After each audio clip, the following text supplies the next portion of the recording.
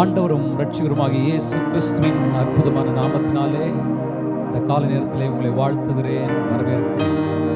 இந்த நாளிலும் இந்த நேரலையின் மூலமாக நாம் இணைந்து கர்த்தர் இயேசுவை ஆராதிக்கப் போகிறோம். சபையில் இந்த வாரமும் நம்மால் கூடி ஆராதிக்க முடியவில்லை. ஆனால் தேவன் சமீபத்திற்கு மாத்திரமல்ல, அவர் தூரத்திற்கும் தேவனாயிருக்கிறார். இருக்கிற இடங்களிலே ஒரு மணி நேரத்தை நீங்கள் ஒதுக்கி எங்களோடு கூட இணைந்து கர்த்தரை ஆராதித்து பாருங்கள்.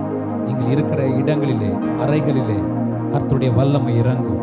கர்த்தருடைய மகிமை நீங்கள் பார்ப்பீர்கள்.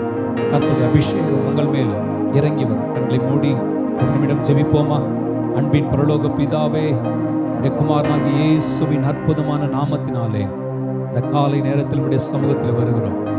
ஆண்டவரே, இந்த நேரத்தில் உடைய பிள்ளைகளாகி நாங்கள் இணைந்து உம்மை ஆராதிக்க போகிறோம், பாடி துதிக்க போகிறோம்.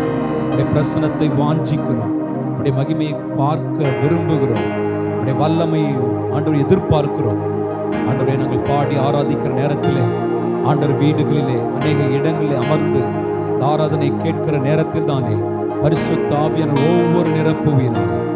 உம்முடைய அபிஷேக தைலம் உம்முடைய பிள்ளையுடைய சரசினிலே ஊற்றப்படுவதாக. அநேகர் இன்றைக்கு விடுவிக்கப்படுவார்களாக, அநேகர் சுகத்தை காண்பார்களாக, அநேகருடைய வாழ்க்கையில் ஒரு புது துவக்கங்கள் உண்டாவதாக, மறுரூபமாக்குற காரியங்கள் வெளிப்படுவதாக. ஹல்லேலூயா. பாவத்திலிருந்து, சாபத்திலிருந்தும், வியாதியிலிருந்தும், மரணாக்கினையிலிருந்தும் உடைய பிள்ளைகள் தப்புவிக்கப்படுவார்களாக. ஆராதனை கர்த்தர் பொறுப்பெடுத்து நடத்தும். இயேசுவின் நாமத்தில் ஜெபிக்கிறோம் நல்ல பிதாவே, ஆமென், ஆமென். எல்லாரும் இணைந்து சில பாடலை பாடலாம். பாடுவோம், மகிழ்வோம், கொண்டாடுவோம். அப்பா சமூகத்தில் பாடி மகிழ்ந்து கொண்டாடுவோம். அவர் அக்கினி மதிலாயிருந்து நம்மை பாதுகாப்பார். துயர் நீக்கும் மருத்துவராயிருந்து நம்முடைய துக்கங்கள் எல்லாம் அவர் சந்தோஷமாய் மாற்றுவார்.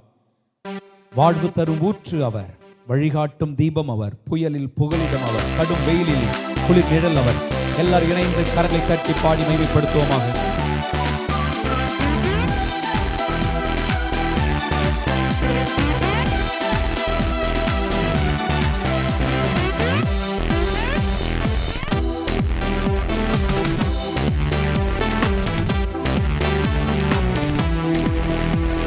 பாடுவோம், மகிழ்வோம், கொண்டாடுவோம். அப்பா சமூகத்தில் பாடி மகிழ்ந்து கொண்டாடுவோம். பாடுவோம், மகிழ்வோம், கொண்டாடுவோம். அப்பா சமூகத்தில் பாடி மகிழ்ந்து கொண்டாடுவோம். அக்கினி மதில் நீரே, என் ஆறுதல் மழை நீரே. அக்கினி மழை நீரே, என் ஆறுதல் மழை நீரே. இக்கட்டு துணை நீரே, இருளின் வெளிச்சம் நீரே. இக்கட்டு துணை நீரே, இருளில் வெளிச்சம் நீரே. நன்றி, நன்றி, நன்றி, நன்றி, நன்றி, நன்றி. பாடுவோம், மகிழ்வோம், கொண்டாடுவோம். அப்பா சமூகத்தில் பாடி மகிழ்ந்து கொண்டாடுவோம். பாடுவோம், மகிழ்வோம், கொண்டாடுவோம். அப்பா சமூகத்தில் பாடி மகிழ்ந்து கொண்டாடுவோம். நம்முடைய துயரை நீக்குவதற்கு, நம்முடைய துக்கங்களை சந்தோஷமாய் மாற்றுவதற்கு, நமக்கு சமாதானம் தருவதற்கு எந்த மருத்துவர்களாலும் முடியாது, எந்த அரசாங்கத்தாலும் முடியாது. அவரே சமாதானக்காரனாயிருக்கிறார், இருதிறத்தாரை ஒன்றாக்குகிற தேவனாயிருக்கிறார். என் சமாதானத்தையே உங்களுக்கு கொடுக்கிறேன் என்று சொல்லி இருக்கிறார். இணைந்து பாடுவோமா?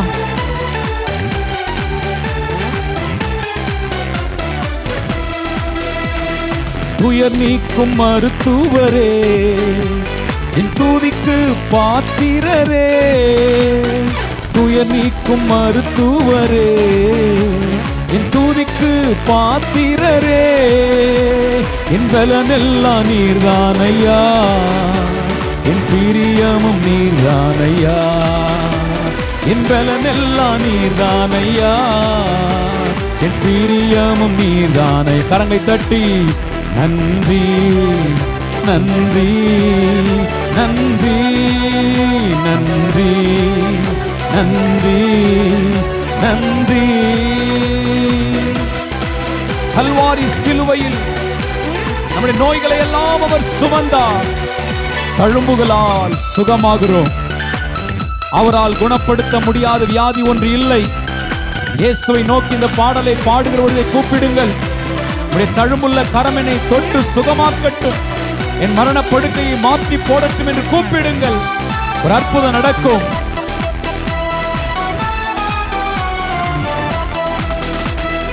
கல்வாரி சிலுவையினார் என் சாபங்கள் உடைந்ததையா. கல்வாரி சிலுவையினார் என் சாபங்கள் உடைந்ததையா. ஆபிரகாமின் ஆசீர்வாதங்கள் எங்களுக்கு கிடைத்ததையா. சொல்வோம், ஆபிரகாமின் ஆசீர்வாதங்கள் எங்களுக்கு கிடைத்ததையா. கரமுயர்த்தி நன்றி நன்றி நன்றி நன்றி நன்றி நன்றி. இயேசு கிறிஸ்துவின் ரத்தம் சகல பாவங்களை நீக்கி நம்மை சுத்திகரிக்கிறது. His blood cleanses us from all our sins and iniquities. We are healed by His stripes. ரத்தத்தினாலே சுகமாக்கப்படுகிறோம். அவருடைய ரத்தம் உங்கள் மேல் தெளிக்கப்பட்டு இருக்கிறது. அவருடைய ரத்தத்தினால் உங்கள் மேல் இடைக்கப்படுகிறீர்கள். ஒரு அற்புத வல்லமை உங்கள் சரீரத்திலே உண்டாகும்.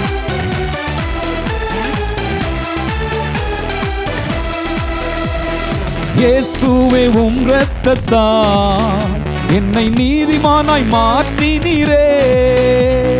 இயேசுவே உம் இரத்தத்தால் என்னை நீதிமானாய் மாற்றினீரே. பரிசுத்த ஆவி தந்து உம் அன்பை ஊற்றினீரே.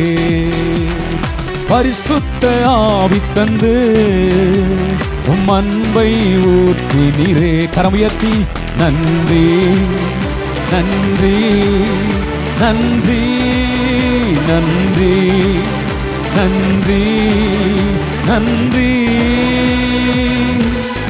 உம்மையே நான் நம்பி வாழ்கிறேன். உமக்கே நான் சொந்தமானேன். என் உயிரான கிறிஸ்து எனக்குள் வந்ததால் உன் உறவுக்குள் நான் வந்துவிட்டேன். நீரே என் ஜீவன், நீரே என் உயிர். I have a living relationship with you, O God.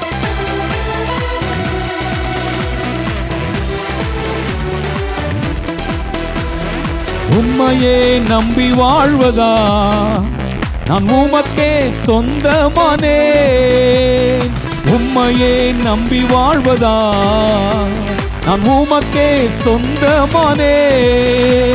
என் உயிரான கிறிஸ்து வந்ததா உம் உறவுக்குள் வந்து விட்டேன்.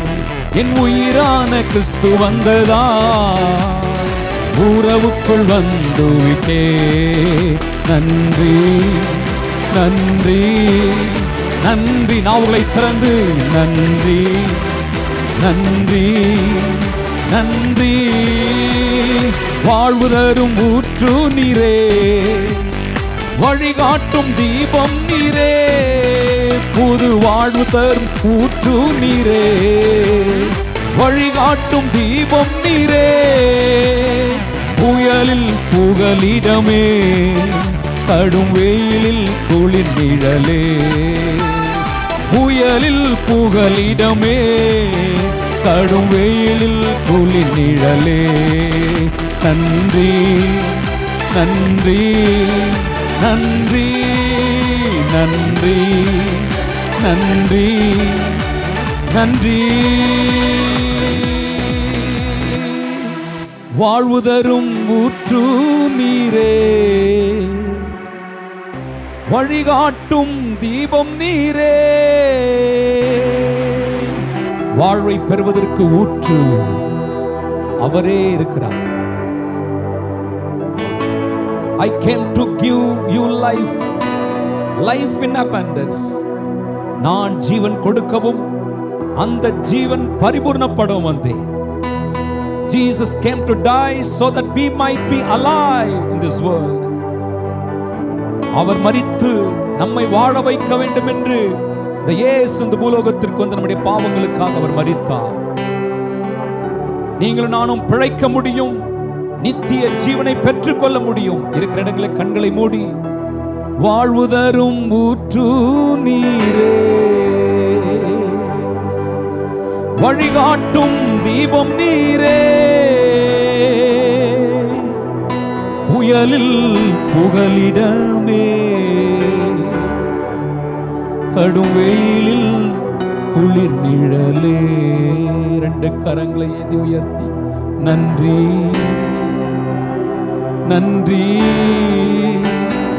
நன்றி நன்றி நன்றி அப்பா, நன்றி நன்றி. உங்கள் வாழ்க்கையில் இருக்கிற பிரச்சனையை, துயரத்தை எந்த மருத்துவர்களாலும் நீக்க முடியாமல் இருக்கலாம், எந்த உறவினர்களாலும் எந்த நண்பர்களாலும் யார் முயற்சித்தும் யாரும் உங்களுக்கு உதவி செய்ய முடியாத நிலையில் இருக்கலாம். ஆனால் துயர் நீக்குவதற்கு ஒரு அற்புதமான மருத்துவர் இருக்கிறார். அவர் தான் நம்முடைய பலனாய் இருக்கிறார். சேர்ந்து சொல்லுமே, துயர் நீக்கும் மருத்துவரே, என் துதிக்கு பாத்திரரே. கூப்பிடுங்களே, துயர் நீக்கும் மருத்துவரே,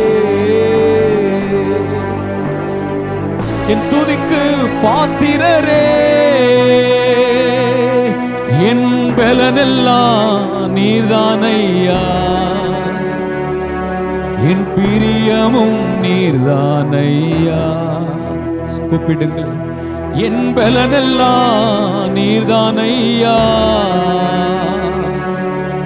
என் பிரியமும் நீர்தானையா. நன்றி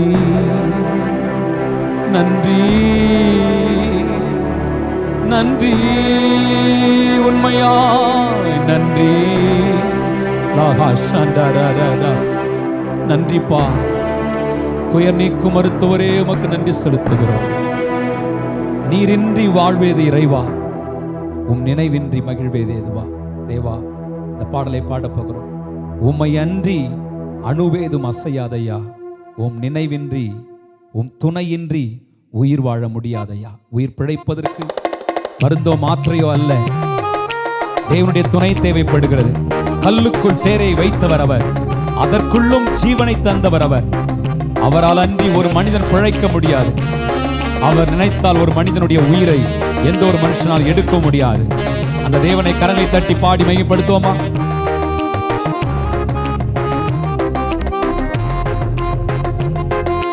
நீரின்றி வாழ்வேது இறைவா, உம் நினைவின்றி மகிழ்வேது தேவா.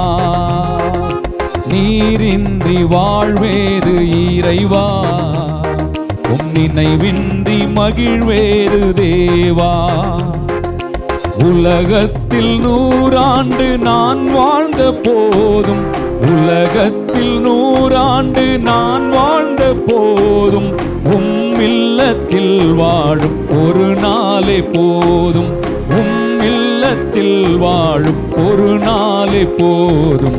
நீரின்றி வாழ்வேது இறைவா, உம் நினைவின்றி மகிழ்வேது தேவா. கைத்தட்டி பாடுவோம். நீரின்றி வாழ்வேது இறைவா, உம் நினைவின்றி மகிழ்வேது தேவா. பல கோடி வார்த்தைகளை நீ கேட்டிருக்கலாம். எத்தனையோ மருத்துவர்கள், எத்தனையோ உறவினர்கள், எத்தனையோ நண்பர்கள், உங்களுடன் பணிபுரிகிற எத்தனையோ வார்த்தைகளை சொல்லியிருக்கலாம். கவலைப்படாதீங்க, எல்லாம் நல்லது நடக்கும் சொல்லியிருக்கலாம், நடக்காம போயிருக்கலாம். ஆனால் இயேசுவினுடைய வார்த்தை, ஒரே ஒரு வார்த்தை, வாலிபனே எழுந்திரு, உன் வேதனை நீங்கி சுகமாயிரு. ஒரே ஒரு வார்த்தை தான் உங்களுக்கு தேவை. நீங்கள் வார்த்தையினால் பிழைப்பீர்கள். You shall live by his word.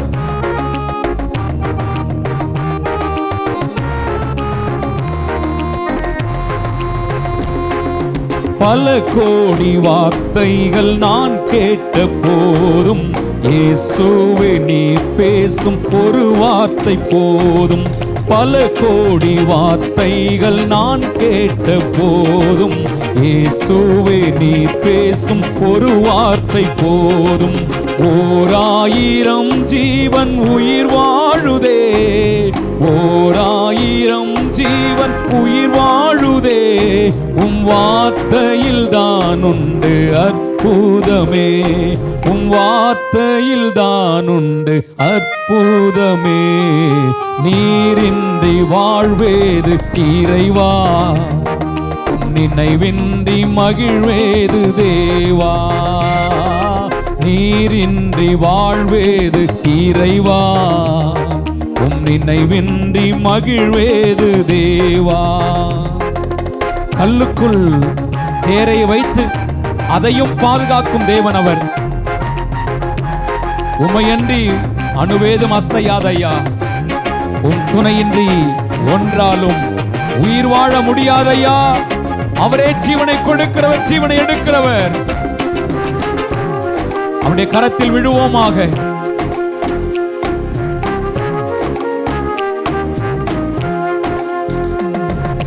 கல்லுக்குள் தேரையை வைத்தவனே, அதற்குள்ளும் ஜீவனை தந்தவனே.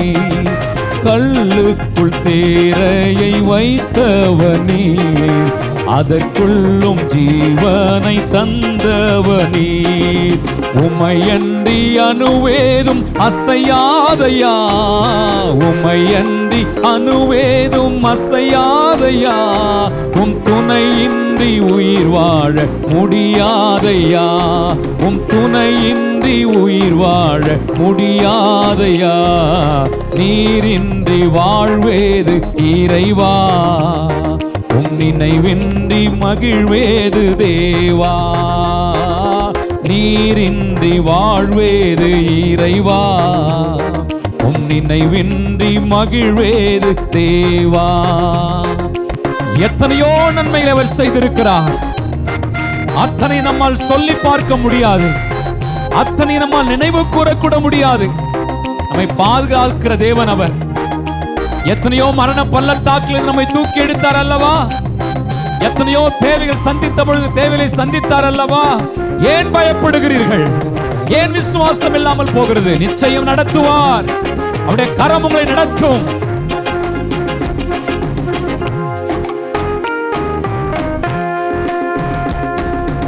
எத்தனை நன்மைகள் செய்தீரையா, அதில் எதற்கென்று நன்றி சொல்லி துதிப்பேனையா. எத்தனை நன்மைகள் செய்தீரையா, அதில் எதற்கென்று நன்றி சொல்லி துதிப்பேனையா. அத்தனையும் சொல்ல வேண்டும் என்றால், அத்தனையும் சொல்ல வேண்டும் என்றால் 1000 நாவுகள் போதாதையா, 1000 நாவுகள் போதாதையா. நீரின்றி கமான் எல்லாரும் கரங்களை தட்டி.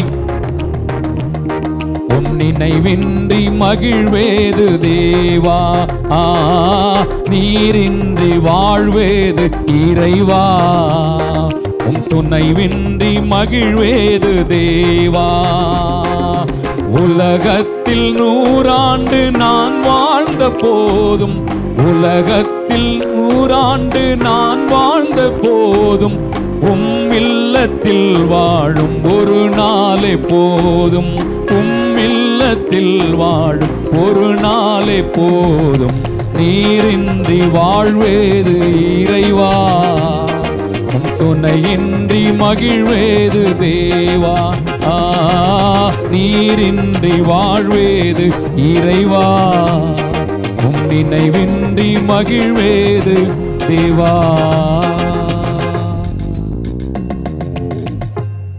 அவரால் அன்றி வாழ்வு இல்லை. I came to give life, life in abundance. நான் ஜீவன் கொடுக்க வந்தேன், அந்த ஜீவன் பரிபூர்ணப்பட வந்தேன். திருடன் ஜீவனை எடுக்க கொல்ல அழிக்க வருகிறான். நானோ இந்த கால நேரத்தில் ஆராதித்துக் கொண்டிருக்கிற பிள்ளைகளே, எங்களோடு இணைந்து கர்த்தரை தேடிக் கொண்டிருக்கிற பிள்ளைகளே, He came to give us life. so that we may get eternal life. அந்த ஜீவன் பரிபூர்ணப்பட வந்தேன். நித்தியமாய் அவரோடு கூட வாழ்வதற்காகவே இயேசு இந்த பூலோகத்திற்கு வந்தார். நம்முடைய ஜீவன் நம்முடைய கரத்தில் இல்லை. நம்முடைய ஜீவன் அரசாங்கத்தின் கரத்தில் இருக்கவில்லை. நம்முடைய ஜீவன் மருத்துவடைய கரத்திலும் இருக்கவில்லை. மருந்து மாத்திரையுடைய கரத்திலும் இல்லை. Our lives are in the hands of living God. Pavul சொல்கிறான், என் ஜீவன் கிறிஸ்து இயேசுவுக்குள் மறைந்திருக்கிறது. என் வாழ்வு அவர் கரத்தில் இருக்கிறது. அவர் நம்முடைய தகப்பனாய் இருக்கிறபடினாலே, நாம் அவருடைய பிள்ளைகளாய் இருக்கிறபடினாலே சுதந்திரவாளியுடைய ஆசீர்வாதங்கள் வரும். என் ஜீவன் கிறிஸ்துவுக்குள் மறைந்திருக்கிறது. இந்த பாடல் ஒரு புதிய பாடலாய் இருக்கலாம். ஆண்டவர் எனக்கு கொடுத்த இந்த பாடல், என் ஜீவன் அவர் கரத்தில் இருக்கிறபடினாலே என் வாழ்க்கையில் பாவத்தின் வல்லமை இல்லை, சாபத்தின் வல்லமை எனக்குள் இல்லை, நோயின் வல்லமை எனக்குள் ஆட்கொண்டு அழிக்க முடியாது. கிறிஸ்துவின் ஜீவன் எனக்குள் இருக்கிறது. என் ஜீவன் கிறிஸ்துவுக்குள் மறைந்திருக்கின்றது. என் வாழ்வும் உம் கரத்தில் இருக்கின்றது. என் ஜீவன் கிறிஸ்துவுக்குள் மறைந்திருக்கின்றது. என் வாழ்வும் உம் கரத்தில் இருக்கின்றது. எல்லாரும் இணைந்து, என் ஜீவன் கிறிஸ்துவுக்குள் மறைந்திருக்கின்றது. என் வாழ்வும் உம் கரத்தில் இருக்கின்றது. நீர் எந்தன் தேவனாயிருப்பதாலும் நாங்கள் உந்தன் ஜனமாக இருப்பதாலும், நீர் எந்தன் தேவனாயிருப்பதாலும் நாங்கள் உந்தன் ஜனமாக இருப்பதாலும், உடன்படிக்கையின் ஆசீர்வாதங்களை உண்மையாய் எங்களுக்கு தந்து விட்டீர். இணைந்து பாடுவோம். உடன்படிக்கையின் ஆசீர்வாதங்களை உண்மையாய் எங்களுக்கு தந்து கரமுயர்த்தி, என் ஜீவன் கிறிஸ்துவுக்குள் மறைந்திருக்கின்றது. என் வாழ்வும் உம் கரத்தில் இருக்கின்றது. என் ஜீவன் கிறிஸ்துவுக்குள் மறைந்திருக்கின்றது. என் வாழ்வும் உம் கரத்தில் இருக்கின்றது. அவர் நம்முடைய தேவன் மாத்திரம் அல்ல, நம்முடைய தகப்பனாயிருக்கிறார்.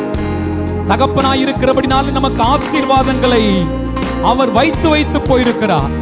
நமக்கு சுதந்திரத்தின் ஆசீர்வாதங்கள் உண்டு. பிள்ளைகளானால் சுதந்திரமாமே என்று வேதம் சொல்லுகிறது. எனவே இந்த கால நேரத்திலே, நீர் என்னுடைய தகப்பன், நான் உம்முடைய பிள்ளை என்று சொல்லி அவரை நோக்கி கூப்பிடுவோமாக.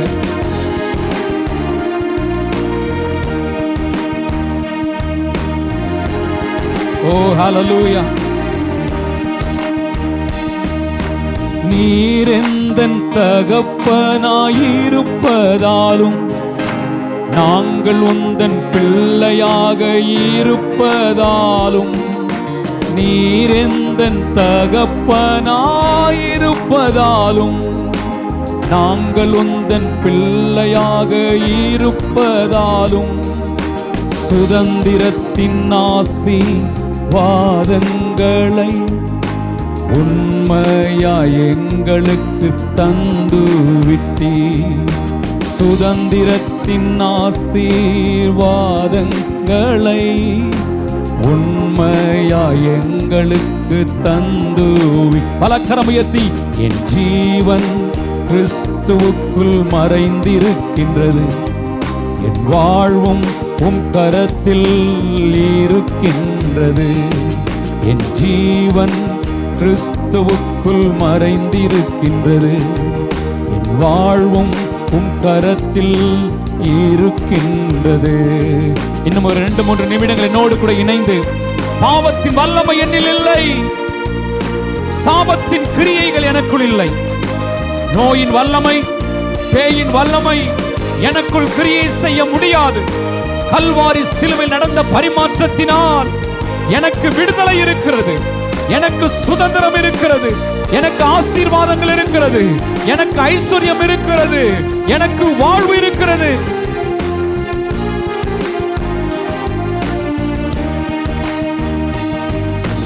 பாவத்தின் வல்லமை என்னில் இல்லை, சாபத்தின் கிரியைகள் எனக்குள் இல்லை. சேர்ந்து, பாவத்தின் வல்லமை என்னில் இல்லை, சாபத்தின் கிரியைகள் எனக்குள் இல்லை. கல்வாரி சிலுவையின் பரிமாற்றத்தான் எனக்காக யாவையும் செய்து முடித்தீர். கல்வாரி சிலுவையின் பரிமாற்றத்தால் எனக்காக யாவையும் செய்து முடித்தீர். என் ஜீவன் கிறிஸ்துவுக்குள் மறைந்திருக்கின்றது, என் வாழ்வும் உம் கரத்தில் இருக்கின்றது. என் ஜீவன் கிறிஸ்துவுக்குள் மறைந்திருக்கின்றது, என் வாழ்வும் உம் கரத்தில் இருக்கின்றது. அப்படியே கண்களை மூடி 2 கரங்களை ஆண்டவருக்கு நேராக உயர்த்தி கடைசி 2 நிமிஷங்கள் மாத்திரம். Your life is not in your hands. Your life is not in the hands of the doctors and politicians and governments. Your and my life are in the hands of our living God. He died on the cross of Calvary. He was buried, yet on the 3rd day he rose from the dead. Death could not hold him down. இயேசு மரித்தார், கல்லறையில் வைக்கப்பட்டார். ஆனால் மரணத்தை அவர் ஜெயித்து 3ஆம் நாளே உயிரோடு எழுந்தார். அவர் உயிரோடு எழுந்தபடினாலே he is able to help all of us. He is able to help you. மரண பயத்திற்கும் மரணத்திற்கும் கொள்ளை நோய்க்கும் பாழாக்கும் கொள்ளை நோய்க்கும் அவர் தப்புவிக்கிற தேவன் அவர். You shall live, not die. நீங்கள் பிழைப்பீர்கள், மரித்து போக மாட்டீர்கள். நீங்கள் கர்த்தருடைய கிரியைகளை விவரிப்பதற்காக தெரிந்து கொள்ளப்பட்ட ஜனம். உங்கள் காலத்திற்கு முன்பதாகவே மரித்து போக தேவன் விடமாட்டார். Call on the name of Jesus. You shall live. இயேசுவின் நாமத்தை நோக்கி கூப்பிடுங்கள். அன்பு சகோதரனே, மரண பயத்தோடு போராடி கொண்டிருக்க தேவ பிள்ளையே, பயப்படாதே. நீ மரிப்பதில்லை. நீ எழுந்து துள்ளி குதித்து கர்த்தருடைய நாமத்தை விவரிப்பாய். உன் மரண படுக்கை அவர் மாற்றி போடுவார். உன் மரண அவல நிலையை மாற்றி போடுவார். கர்த்தரின் ஜீவன் உங்களுக்குள் பிரவேசிக்கிறது. Receive the life of Christ in you. Call on the name of Jesus. அவர்கள் அவரை நோக்கி பார்த்து பிழைத்தார்கள். அவர்களை நோக்கி பார்த்து பிரகாசம் அடைந்தார்கள். அவர் தம்முடைய வசனத்தை அனுப்பி உன்னை குணமாக்குகிறார். He sends forth his word and heal you right now in the name of Jesus. Be healed in the name of Jesus. Receive your life in abundance by Christ Jesus. கிறிஸ்துவினாலே வாழ்க்கையை பெற்றுக் கொள்ளுங்கள். கர்த்தர் உங்களுக்கு புது வாழ்வை தருகிறார். புது வழிகளை கர்த்தர் திறக்கிறார். பொருளாதாரத்தை குறித்து பயப்பட வேண்டாம். கர்த்தர் நடத்துவார். கர்த்தர் நடத்துகிறார். உங்கள் தேவைகள் இந்த வாரத்தில் சந்திக்கப்படும். எதிர்பாராத விதத்தில் பணங்கள் உங்களுடைய கரங்களில் வந்து கிடைக்க செய்வார். நீங்கள் ஒன்றுக்கும் கவலைப்படாமல் எல்லாவற்றையும் குறித்து ஸ்தோத்திரத்தோடு கூட ஜெபத்தினாலும் வேண்டுதலினாலும் தேவனுக்கு தெரியப்படுத்துங்கள். Keep praising the Lord. Keep praying. The Lord is going to perform a miracle in your life. You are going to see the mighty hand of God in your life. கர்த்தருடைய வல்லமை உங்கள் வாழ்க்கையிலே கிரியை செய்து கொண்டிருக்கிறது. கர்த்தருடைய மகிமை பெரிதாக இருக்க போகிறது. கர்த்தரை ஆசீர்வதிக்கிறார். அதை மனுஷனால் திருப்ப முடியாது, சத்ருவால் எடுத்துக்கொள்ள முடியாது. கர்த்தாவே, இந்த ஆராதனையில் பங்கு பெற்ற யாவரையும் ஆசீர்வதியும். உடைய கிருபை தங்கட்டும். இயேசுவின் அற்புத நாமத்தில் ஜெபிக்கிறோம் நல்ல பிதாவே. ஆமென், ஆமென். ஆண்டவரும் இரட்சகருமாகிய இயேசுவின் நாமத்தினாலே உங்களை வாழ்த்துகிறேன். நீங்கள் எல்லாரும் சுகமாயிருப்பீர்கள் என்று நம்புகிறேன். உங்களுக்காக ஜெபிக்கிறோம். இப்பொழுதும் நம் ஆண்டுடைய வார்த்தையை கேட்க போகிறோம். இவ்வளவு நேரம் கர்த்தரை ஆராதித்தோம், இப்படி ஆண்டுடைய வார்த்தைக்கு நேராக நாம் நம்முடைய சிந்தைகளை திருப்பமாக. வார்த்தை மிகவும் சக்தி வாய்ந்தது. மனிதனுடைய வார்த்தையே அநேகரை காயப்படுத்துகிறது, அநேகரை ஆற்றுகிறது. அப்படியானால் தேவனுடைய வார்த்தை மிகவும் பலம் உள்ளது. எல்லாவற்றையும் வார்த்தையால் உருவாக்கினவர், வார்த்தையினால் பிழைக்க வைக்கிறவர். இன்றைக்கும் நீங்கள் கேட்கப் போகிற இந்த கர்த்தருடைய வார்த்தையின் மூலமாக அநேக நல்ல காரியங்கள் உங்கள் வாழ்க்கையிலே பரலோகத்தின் தேவனானவர் செய்ய போகிறார். வார்த்தையை கேட்பதற்கு முன்பதாக ஒரு நிமிடம் கண்களை மூடி ஜெபிப்போமா? அன்பின் பரலோக பிதாவே, நீர் எழுதி கொடுத்திருக்கிற அற்புதமான வார்த்தைகளுக்காக நன்றி ஆண்டவரே. இந்த எழுதி கொடுத்த உம்முடைய வார்த்தையிலிருந்து ரேமா வார்த்தைகள் இந்த வார்த்தையை கேட்டுக்கொண்டிருக்கிற ஒவ்வொருவருடைய வாழ்க்கைக்கும் புறப்பட்டு செல்வதாக. இந்த வார்த்தையை கேட்கிற பொழுதே ஜனங்களுடைய ஜீவன்கள் தப்புவிக்கப்படுவதாக, உயிர்ப்பிக்கப்படுவதாக, அற்புதங்கள் நடைபெறுவதாக. வார்த்தை கேட்கிற பொழுதே ஜீவன் பிரவேசிப்பதாக. இந்த முழு நேரமுடைய வார்த்தையை உண்மையாய் செவி கொடுப்பதற்கு உடைய பிள்ளைகளுக்கு கிருபை பாராட்டும். இயேசுவின் நாமத்தில் ஜெபிக்கிறோம் நல்ல பிதாவே, ஆமென். இப்பொழுதும் ஆண்டவருடைய வார்த்தையை நான் சங்கீத புஸ்தகத்திலிருந்து உங்களோடு கூட நான் பகிர்ந்து கொள்ள விரும்புகிறேன். கடந்த வாரத்திலே மரணத்திற்கும் மரண பயத்திற்கும் நீங்களாக்கும் வழிகளை குறித்து உங்களோடு கூட சங்கீத புஸ்தகத்திலிருந்து பிரசங்கித்தேன். இன்றைக்கும் இதே சங்கீதத்திலிருந்து சால்வேஷன் பிலாங்ஸ் டு காட், ரட்சிப்பு கர்த்தருடையது என்கிற தலைப்பின் கீழாக உங்களோடு கூட நான் பகிர்ந்து கொள்ள விரும்புகிறேன். You can be saved, you shall be saved. நீங்கள் ரட்சிக்கப்பட முடியும், காப்பாற்றப்படுவீர்கள் என்ற வார்த்தையை கொண்டு உங்களோடு கூட இந்த செய்தியை நான் பகிர்ந்து கொள்ள விரும்புகிறேன். இன்றைக்கு நம்முடைய தேசத்திலும் உலகத்தின் பல தேசங்களிலும் அதிகமாக தொனித்து கொண்டிருக்கிற ஒரு சத்தம், சேவ் மீ, சேவ் மீ, என்னை காப்பாற்றுங்கள், என்னை காப்பாற்றுங்கள், என் தகப்பனை காப்பாற்றுங்கள், என் தாயை காப்பாற்றுங்கள், என் மகனை காப்பாற்றுங்கள், என் மகளை காப்பாற்றுங்கள், என் குழந்தை எப்படி ஆகிலும் காப்பாற்றுங்கள். Save me. இந்த வார்த்தை மிக அதிகமாக எல்லா இடங்களிலும் தொனித்து கொண்டிருக்கிறதை நம்மால் கேட்க முடிகிறது, பார்க்க முடிகிறது, வாசிக்க முடிகிறது. உயிரை காப்பாற்றுதல் என்பது மிக மிக உன்னதமான ஒரு பணி. மருத்துவமனையிலே மருத்துவர்கள் மிகுந்த கவனத்துடனும் கவனம் சிதறாதபடிக்கு முழு வீச்சுடன் அறுவை சிகிச்சை செய்கிற பொழுதோ அல்லது உயிருக்கு போராடி கொண்டிருக்கிற ஜனங்களை காப்பாற்றும் பொழுதோ முழு கவனத்துடன் உயிரை காப்பாற்றுவதற்காக அவர்கள் பிரயாசப்படுகிறார்கள், செயல்படுகிறார்கள். ஆனால் அநேக நேரங்களில் அவர்களால் காப்பாற்ற முடியாமல் போய்விடுகிறது. அநேக நேரங்களில் ஜீவன்களை அவர்கள் காப்பாற்றுகிறார்கள். மருத்துவர்கள் அநேக உயிர்களை காப்பாற்ற முடியாததற்கு காரணம் அவர்களும் மனிதர்கள். குறிப்பாக இந்த நாட்களிலே பார்க்கும்பொழுது நம்முடைய தேசத்திலே ஆயிரக்கணக்கான மருத்துவர்கள் இந்த கொரோனாவினாலே பாதிக்கப்பட்டு மரித்து விட்டதாக நான் செய்தியிலே நான் வாசிக்க நேர்ந்தது. இன்றைக்கு அநேக ஊழியர்களுக்கு, அநேக போதர்களுக்கு, அநேக விசுவாசிகளுக்கு வருகிற ஜெப குறிப்பிலே முக்கியமான ஒரு ஜெப குறிப்பு, என்னுடைய தகப்பனார் பாதிக்கப்பட்டிருக்கிறார், என் தாய் பாதிக்கப்பட்டிருக்கிறார், என்னுடைய பிள்ளை பாதிக்கப்பட்டிருக்கிறது, அவர்கள் ஜீவன் எனக்கு தேவை, அவர் உயிரோடு பிழைக்க வேண்டும், தயவு செய்து ஜெபியுங்கள் என்கிற ஜெப குறிப்பு மிக பரந்த அளவிலே, மிக பெரிய அளவிலே அங்கும் இங்கும் பரவி கொண்டிருக்கிறதை நாம் பார்க்க முடிகிறது. நம்முடைய அரசாங்கம் ஜீவனை காப்பாற்ற முடியாமல், நம்முடைய இந்திய தேசத்தின் மக்களுடைய ஜீவனை காப்பாற்ற முடியாமல் கலங்கி போயிருக்கிறதை நம்முடைய தேசத்திலே பார்க்க முடியும். உத்தரப்பிரதேசம் போன்ற இடங்களிலே ஆயிரக்கணக்கான பிணங்கள் ஒரே நேரத்திலே எரிகிறதையும் ஆறுகளிலே தூக்கி போடப்பட்டிருக்கிறதையும் நேற்றைய செய்தித்தாளிலே முன் பக்கத்திலே அவள் காண்பித்திருக்கிறார்கள். அரசாங்கம் ஜீவனை காப்பாற்ற முடியவில்லை, மருத்துவர்களால் அநேக ஜீவன்களை காப்பாற்ற முடியவில்லை, அவளுக்கு போதுமான நேரம் இல்லை, போதுமான பலன் இல்லை, போதுமான மருத்துவ வசதி இல்லாதபடினாலே அநேகரை காப்பாற்ற முடியாமல் மருத்துவர்கள் கூட திக்குமுக்காடி கொண்டிருக்கிறதை நாம் பார்க்க முடியும். பெற்றோர்கள் எப்படி ஆகிலும் என் பிள்ளையின் ஜீவனை காப்பாற்ற வேண்டும், எந்த மருத்துவமனைக்கு கொண்டு சென்றாலும் பரவாயில்லை, எவ்வளவு பணம் செலவழித்தாலும் பரவாயில்லை, எப்படி ஆகிலும் என்னுடைய மகனுடைய, என்னுடைய மகளுடைய, என்னுடைய பெற்றோருடைய ஜீவனை காப்பாற்ற வேண்டும் என்று பெற்றோர்கள் அலைமோதுகிறதை நாம் பார்க்க முடியும். அநேக மருந்துகள் காப்பாற்றும் என்று நினைக்கிறார்கள், மருத்துவமும் கைவிடுகிறதை நாம் பார்க்க முடியும். மருத்துவம் கைவிடுகிறதை நாம் பார்க்க முடியும். சங்கீதம் 33:16 வாசிக்கும் போது, எந்த ராஜாவும் தன் சேனையின் மிகுதியால் ரட்சிக்கப்படான் என்று சொல்லப்பட்டிருக்கிறது.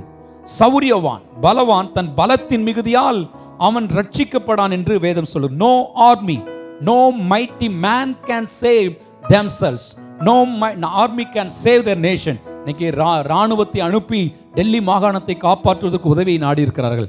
ஆனால் கொரோனாவின் தாக்குதலிருந்து மருத்துவர்கள் காப்பாற்ற முடியவில்லை, அரசாங்கம் காப்பாற்ற முடியவில்லை. தன் சேனையின் மிகுதியாலும் ஜனங்களை காப்பாற்ற முடியாமல் ஆங்காங்கே ஜனங்கள் கொத்து கொத்தாக மடிகிறதை நாம் பார்க்க முடியும். சங்கீதம் 33:17 சொல்லப்பட்டிருக்கிறது, ரட்சிக்கிறதற்கு குதிரை விருதாக, அது தன் மிகுந்த வீரியத்தால் தப்புவியாது. அநேகர் குதிரைகளை நம்புகிறார்கள், அநேகர் ரதங்களை நம்புகிறார்கள். சில ரதங்களை குறித்தும் குதிரைகளை குறித்தும் மேன்மை பாராட்டுகிறார்கள். அவைகள் எல்லாம் ஜனங்களை காப்பாற்ற முடியாத ஒரு நிலையில் இருக்கிறதை நாம் பார்க்க முடிகிறது. தாவீது தன்னுடைய சங்கீதத்திலே, அநேக சங்கீதங்களிலே என்னை காப்பாற்றும், என்னை தப்புவியும், என்னை விடுவியும், என்னை மீட்டருளும் என்று சொல்லி அநேக பகுதியில் எழுதி வைத்திருக்கிறதை சங்கீத புஸ்தகம் முழுவதும் நாம் பார்க்க முடியும். You use the word, save me quite often, deliver me, protect me, redeem me என்று சொல்லி அநேக பகுதிகளிலே எழுதி வைத்திருக்கிறதை நாம் பார்க்க முடியும். தன்னுடைய அனுபவத்திலே எத்தனையோ சாமர்த்தியமான காரியங்களை அவன் முயற்சி செய்திருக்கிறான். அனுபவத்தின் அடிப்படையில் என்னென்ன வழியில் இருக்குமோ அவை எல்லாவற்றிலிருந்து தன்னுடைய வாழ்க்கையில் வந்த மரண பிரச்சனையிலிருந்து, மரணத்திலிருந்து, ஆபத்துகளிலிருந்து, தண்டனைகளிலிருந்து காப்பாற்றப்படுவதற்கு என்னென்னோ செய்திருக்கிறான். ஆனால் அவைகள் எல்லாம் முழுவதுமாக தனக்கு உதவி செய்ய முடியவில்லை. தேவன் ஒருவர்தான் தன்னை காப்பாற்ற முடியும் என்பதை தாவீது நன்கு அறிந்திருந்து அடிக்கடி தன்னுடைய வேத வசனத்தில் அவன் எழுதுகிறான், தேவனே என்னை காப்பாற்றும், Lord you save me, Lord you save me. He has written quite often all through his psalms. தன்னுடைய சங்கீத புஸ்தகம் முழுவதும் இந்த வார்த்தையை, என்னை காப்பாற்றும் கர்த்தாவே, என்னை விடுவியும் கர்த்தாவே, என்னை மீட்டருளும் கர்த்தாவே, என்னை பாதுகாத்தருளும் கர்த்தாவே என்று அடிக்கடி எழுதினதை சங்கீத புஸ்தகத்திலே நாம் பார்க்க முடியும். அதைத்தான் உங்களோடு கூட இந்த நாளை நான் பகிர்ந்து கொள்ள விரும்புகிறேன். சங்கீதம் 3வது சங்கீதத்திற்கு நீங்கள் திருப்பிக் கொள்ளுங்கள். If you could turn your Bibles to Psalm number 3 verse number 2. Let me read it for you. உங்களுக்காக வாசிக்கிறேன். தேவனிடத்தில் அவனுக்கு ரட்சிப்பு இல்லை என்று என் ஆத்துமாவை குறித்து சொல்லுகிறவர்கள் அநேகராயிருக்கிறார்கள். தாவீதுக்கு ரட்சிப்பு இல்லை என்று அவனை குறித்து சொல்லுகிறவர்கள் அநேகராயிருக்கிறார்கள். ஆனாலும் கர்த்தாவே, அநேகர் சொல்லுகிற காரியம், இவன் பிழைக்க முடியாது, காப்பாற்றப்பட முடியாது, ரட்சிக்கப்பட முடியாது என்று அவனை குறித்து அநேகர் பேசிக் கொண்டிருக்கிறார்கள். ஆனால் 3ஆம் வசனத்தில், ஆனாலும் கர்த்தாவே நீர் என் கேடகமும் என் மகிமையும் என் தலையை உயர்த்துகிறதுமாயிருக்கிறேன். ரிப்போர்ட், ஃபேக்ட் சேஸ், உண்மை சொல்லுகிறது, இவன் காப்பாற்றப்படுவதற்கு வாய்ப்பே இல்லை. ஆனாலும் இப்பேற்பட்ட சூழ்நிலை நீர் என்று சொல்லி என் கேடகமும் என் மகிமையும் என் தலையை உயர்த்துகிறோமாயிருக்கிறேன். 8வது வசனத்திலே அவர் சத்தியத்தை பேசுகிறார். ரட்சிப்பு கர்த்தருடையது, தேவருடைய ஆசீர்வாதம் உம்முடைய ஜனத்தின் மேல் இருப்பதாக. Salvation belongs to God. Salvation belongs to God. Fact says, உண்மை சொல்லுகிறது, nobody can save David from all his enemies, from all his troubles. தன்னுடைய வாழ்க்கையில் இருக்கிற எல்லா பிரச்சனையிலிருந்தும் தாவீதை எந்த ஒரு சக்தியாலும் காப்பாற்ற முடியாது. அவன் சரியான விதத்தில் அகப்பட்டு விட்டான், சரியான இடத்தில் சிக்கி கொண்டு விட்டான். இனி ஒரு காலம் அவன் தப்புவிக்கப்பட முடியாது என்பதுதான் சூழ்நிலை சொன்னது, உண்மை சொன்னது, உண்மை நிலவரம் சொன்னது. ஆனால் கடைசி வசனத்திலே தன்னுடைய முடிவுரையை எழுதுகிறார், தான் சத்தியத்தை எழுதுகிறார், தன்னுடைய வாழ்க்கையில் அறிந்து கொண்ட சத்தியத்தை அவர் எழுதுகிறார். There is a great difference between facts and truths. உண்மைக்கும் சத்தியத்திற்கும் ஏராளமான வித்தியாசங்கள் இருக்கிறது. Fact is real, ஆனால் உண்மைகள் என்பது உண்மைதான், அவைகள் மாறிவிடும். இன்றைக்கு சொல்லுகிற காரியம் இன்றைக்கு நீங்கள் மரித்து போய்விடும் என்று மருத்துவர் சொல்லலாம், அது உண்மையான நிலவரமாய் இருக்கலாம். ஆனால் கர்த்தருடைய வார்த்தை சொல்லுகிறது, என்னை விசுவாசிக்கிறவன் மரித்தாலும் பிழைப்பான். That is the truth about life. வாழ்க்கை குறித்து ஆண்டவர் சொல்லுகிற காரியங்கள் எல்லாம் சத்தியங்கள், உலகம் சொல்லுகிற காரியங்கள் எல்லாம் உண்மைகள். உண்மையை நாம் இல்லை என்று மறுதலிக்கவில்லை, ஆனால் உண்மைகள் மாறி போய்விடும், சத்தியங்கள் ஒருபோதும் மாறாது. இந்த இடத்துல தாவீது சொல்லுகிறான், என் ஆத்மாவை குறித்து அநேகர் சொல்லுகிற காரியங்கள் அநேகமாய் இருக்கிறது, ஆனாலும் கர்த்தாவே ரட்சிப்பு கர்த்தருடையது. Salvation belongs to God. Salvation belongs to God. அந்த இடத்துல பேக்ரவுண்ட் பார்க்கும்போது தன்னுடைய சொந்த மகன் அப்சலோ தன்னுடைய தகப்பனை கொலை செய்வதற்காக அவன் தேடி வந்து கொண்டிருக்கிறான். அந்த நேரத்தில் தான் இந்த சங்கீதத்தை தாவீது எழுதுகிறதை நாம் பார்க்க முடியும். அவனுடைய சொந்த சகோதரனே, சொந்த மகனே விரோதமாய் எழும்பினதை பார்க்க முடியும். விரோதிகள், சத்துருக்கள் ஏராளமாய் பெருகினதை, அரசாட்சியில் இருக்கும்பொழுது ஏராளமான சத்துருக்கள் எழும்பினதை நாம் பார்க்க முடியும். மாத்திரமல்ல, ஏராளமான பேர் யுத்தத்திற்கு சேர்ந்து கொண்டு யுத்தம் பண்ண வந்ததை நாம் பார்க்க முடியும். ஏராளமான அழுத்தங்கள், ஏராளமான உபத்திரவங்கள், ஏராளமான வியாகுலங்கள். அவனோடு கூட அப்பம் புசித்தவர்கள் எல்லாம் தங்கள் குதிகாலை அவனுக்கு விரோதமாக தூக்கினார்கள். அவள் தலைமேலே எழும்பி போனார்கள் என்று வேதம் சொல்லுகிறதை பார்க்கிறோம். இவ்வளவு நடந்தாலும் தன்னுடைய வாழ்க்கையில ஒரு உண்மையான சத்தியத்தை அவன் அறிந்திருந்தான். சத்தியத்தை அறிவீர்கள், சத்தியம் உங்களை விடுதலையாக்கும்.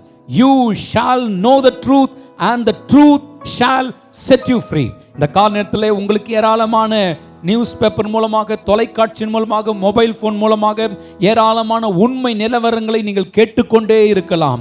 ஆனால் இன்றைக்கு உண்மை நிலவரங்கள் நம்முடைய தேசத்திலே சொல்லுகிறது, corona is spreading like a wildfire. காட்டு தீயை போல நம்முடைய தேசத்திலே கொரோனா பரவி கொண்டிருக்கிறது. டெத்ஸ் ஆர் மவுண்டிங் அப். மரணங்கள் பண குவியல்களாய் குவிந்து கொண்டிருக்கிறது என்பதை நாம் அறிந்திருக்கிறோம். மருத்துவர்கள் மரித்துக் கொண்டிருக்கிறார்கள், நீதிபதிகள் மரித்துக் கொண்டிருக்கிறார்கள், அரசியல்வாதிகள் மரித்துக் கொண்டிருக்கிறார்கள். மாத்திரமல்ல, நடிகைகள் மரித்துக் கொண்டிருக்கிறார்கள், கோடீஸ்வரர்கள் மரித்துக் கொண்டிருக்கிறார்கள், வாலிபர்கள் மரித்துக் கொண்டிருக்கிறார்கள், சிறு பிள்ளைகள் மரித்துக் கொண்டிருக்கிறார்கள். இதெல்லாம் உண்மைதான். These are all facts. We don't deny them. இவைகள் எல்லாம் உண்மைகள். நாம் இவைகளை மறுதலிக்கவில்லை, உண்மையை நாம் ஒத்துக்கொள்ளுகிறோம். ஆனால் ஒன்றை ஞாபகத்தில் வைத்துக் கொள்ளுங்கள், the more you look at facts, you will be full of facts.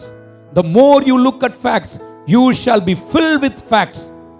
என்ன நடைபெற்றுக் கொண்டிருக்கிறது என்ற சிந்தையினால் நீங்கள் முற்றிலுமாக நிரப்பப்பட்டிருப்பீர்கள். But more we look at truth, we shall be filled with truth. நாம் எவ்வளவாய் சத்தியத்தால் நாம் சத்தியத்தை வாசிக்கிறோமோ, சத்தியத்தை கேள்விப்படுகிறோமோ, நாம் சத்தியத்தால் நிரப்பப்படுவோம்.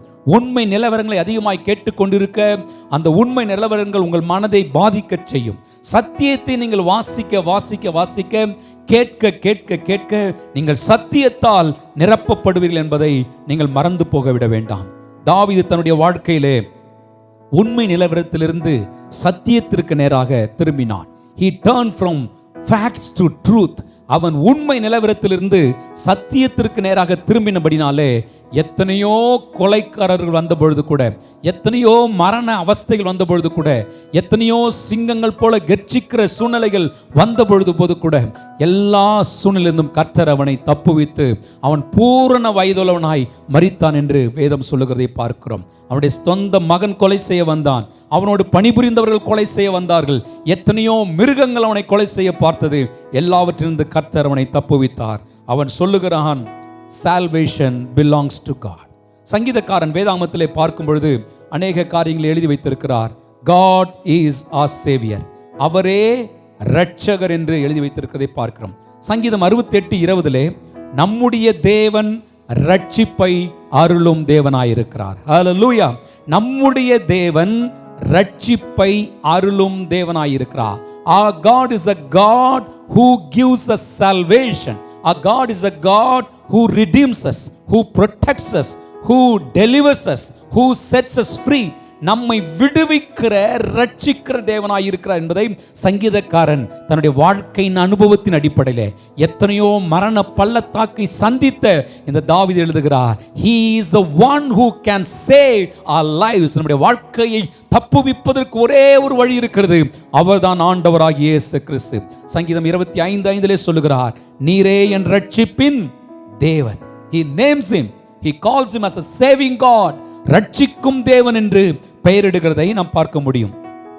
சங்கீதம் 62:1 பார்க்கும்போது, தேவனை நோக்கி என் ஆத்துமா அமர்ந்திருக்கிறது, அவரால் என் ரட்சிப்பு வரும். அழகாக எழுதி வைத்திருக்கிறார், தேவனை நோக்கி என் ஆத்துமா காத்திருக்கிறது, அவரால் என் ரட்சிப்பு வரும். My salvation comes from him. என்னுடைய ரட்சிப்பு அவரால் வருகிறது என்று சொல்கிறார். சங்கீதம் 62:7 எழுதும்போது, என் ரட்சிப்பும் என் மகிமையும் தேவனிடத்தில் இருக்கிறது. என் ரட்சிப்பும் என் மகிமையும் தேவனிடத்தில் இருக்கிறது. என் ரட்சிப்பும் என் மகிமையும் தேவனிடத்தில் இருக்கிறது.